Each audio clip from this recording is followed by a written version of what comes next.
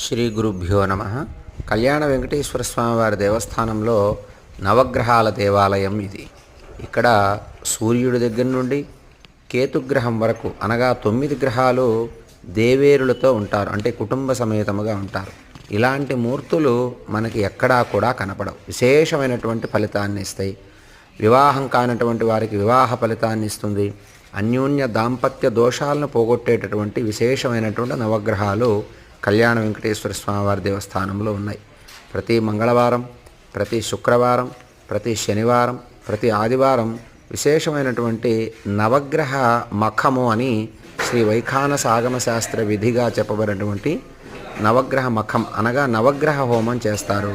అందులో ఈ కనపడేటటువంటివి నవగ్రహ ధాన్యాలు.